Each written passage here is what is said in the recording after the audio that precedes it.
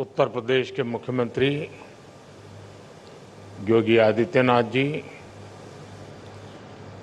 केंद्रीय मंत्रिमंडल के मेरे सहयोगी अश्विनी वैष्णव, Jitendra Prasad, global semiconductor industry से जुड़े सभी दिग्गज, एजुकेशन, रिसर्च और इनोवेशन वर्ल्ड से जुड़े सभी साथी, अन्य अतिथिगण, देवी और सज्जनों, आप सबका नमस्कार। मैं सेमी से जुड़े सभी साथियों का विशेष रूप से अभिनंदन करता हूं।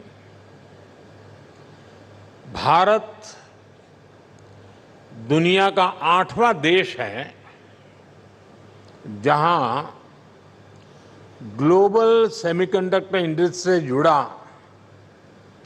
ये भव्य आयोजन हो रहा है और मैं कह सकता हूं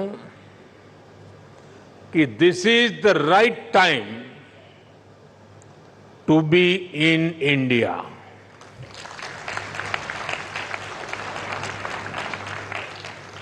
आप सही समय पर सही जगह पर है। 21st सेंचुरी के भारत में the chips are never down और सिर्फ इतना ही नहीं है, आज का भारत दुनिया को भरोसा देता है when the chips are down, you can bet on India.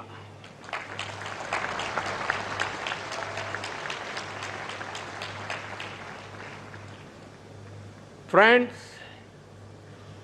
Semiconductor की दुनिया से जुड़े आप लोगों का नाता डायोड से जरूर पड़ता है और आप जानते ही हैं, डायोड में एनर्जी सिर्फ एक डायरेक्शन में ही जाती है, लेकिन भारत की सेमीकंडक्टर इंडस्ट्री में स्पेशल डायोड्स लगे हुए हैं।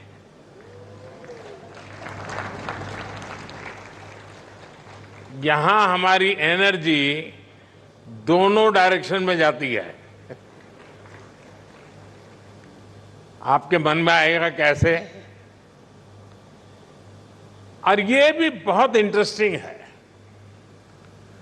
आप इन्वेस्ट करते हैं और वैल्यू क्रिएट करते हैं, वहीं सरकार आपको स्टेबल पॉलिसीज और ईज ऑफ डूइंग बिजनेस देती है। सेमीकंडक्टर की आपकी इंडस्ट्री इंटीग्रेटेड सर्किट से जुड़ी हुई है। भारत भी आपको एक इंटीग्रेटेड इकोसिस्टम देता है। भारत के डिजाइनर्स, उनके जबरदस्त टैलेंट को तो आप भली भांति जानते हैं। डिजाइनिंग की दुनिया में 20% टैलेंट का योगदान भारत करता है और इसका निरंतर विस्तार हो रहा है। हम 85,000 टेक्नीशियंस, इंजीनियर्स और R&D एक्सपर्ट्स की सेमीकंडक्टर वर्कफोर्स तैयार कर रहे हैं।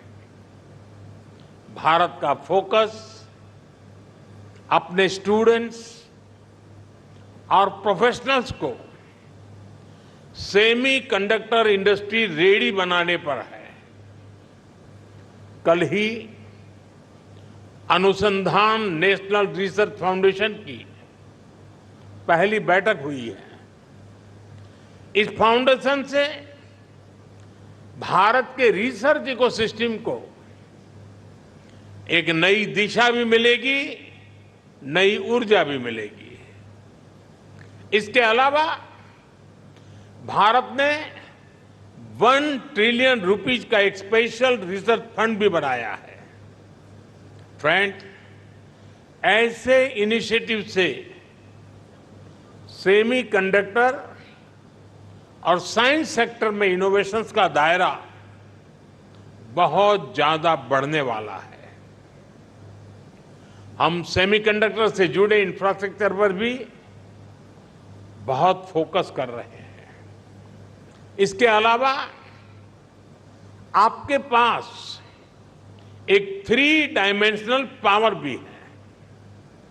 पहली, भारत की आज की हमारी रिफॉर्मिस्ट गवर्नमेंट। दूसरा, भारत में ग्रोइंग मैन्युफैक्चरिंग बेस। और तीसरा, भारत का एस्पिरेशनल मार्केट। एक ऐसा मार्केट जो टेक्नोलॉजी का टेस्ट जानता है। आपके लिए भी 3D पावर, सेमीकंडक्टर इंडस्ट्री का ऐसा बेस है जो आपको कहीं और मिलना मुश्किल है। साथियों, भारत की एस्पिरेशनल और टेक ओरिएंटेड सोसाइटी बहुत ही यूनिक है। भारत के लिए चिप का मतलब सिर्फ टेक्नोलॉजी भर नहीं है। हमारे लिए ये करोड़ों एस्पिरेशंस को पूरा करने का माध्यम है। आज भारत चिप का एक बहुत बड़ा कंज्यूमर है। इसी चिप पर हमने दुनिया का सबसे बेहतरीन डिजिटल पब्लिक इंफ्रास्ट्रक्चर बिल्ड किया है। भारत में लास्ट माइल डिलीवरी सुनिश्चित करने में आज ये छोटी सी चिप बड़े बड़े काम आ रही है। कोरोना जैसे महासंकट में जब दुनिया के मजबूत से मजबूत बैंकिंग सिस्टम भी चरमरा गए, तब भारत में बैंक बिना रुके चल रहे थे। भारत का यूपीआई हो, रुपे कार्ड हो, डिजी लॉकर से लेकर डिजी यात्रा तक अलग अलग तरह के डिजिटल प्लेटफॉर्म्स भारत के लोगों की रोजमर्रा की जिंदगी का हिस्सा बन गए हैं। आज भारत आत्मनिर्भर होने के लिए हर सेक्टर में मैन्युफैक्चरिंग बढ़ा रहा है। आज भारत बड़े पैमाने पर ग्रीन ट्रांजिशन कर रहा है। आज भारत में डेटा सेंटर्स की डिमांड लगातार बढ़ रही है। यानी ग्लोबल सेमीकंडक्टर इंडस्ट्री को ड्राइव करने में भारत बड़ी भूमिका निभाने जा रहा है। साथियों, एक पुरानी प्रचलित कहावत रही है, let the chips fall where they may. यानी जो चल रहा है उसे वैसे ही चलने दिया जाए। आज का यंग और एस्पिरेशनल भारत इस भावना पर नहीं चलता। आज भारत का मंत्र है increasing the numbers of chips produce in India. और इसलिए हमने सेमीकंडक्टर मैन्युफैक्चरिंग को आगे बढ़ाने के लिए बहुत सारे कदम उठाए हैं। भारत में सेमीकंडक्टर मैन्युफैक्चरिंग फैसिलिटी लगाने के लिए 50% सपोर्ट भारत सरकार दे रही है। इसमें राज्य सरकारें भी अपने स्तर पर और मदद कर रही है। भारत की नीतियों के कारण ही बहुत कम समय में 1.5 ट्रिलियन रुपीस से ज्यादा के इन्वेस्टमेंट्स इस क्षेत्र में भारत में हो चुके हैं। और आज कई प्रोजेक्ट्स पाइपलाइन में है। सेमिकॉन इंडिया प्रोग्राम भी एक अद्भुत योजना है।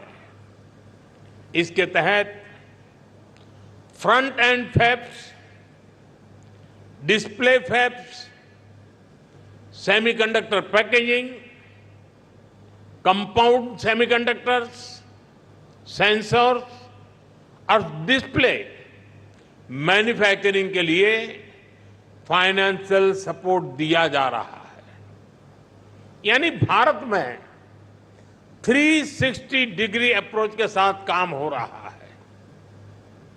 हमारी सरकार भारत में पूरे सेमीकंडक्टर सप्लाई चेन इकोसिस्टम को आगे बढ़ा रही है। मैंने इस साल लाल किले से कहा है, हमारा सपना है कि दुनिया की हर डिवाइस में इंडियन मेड चिप हो।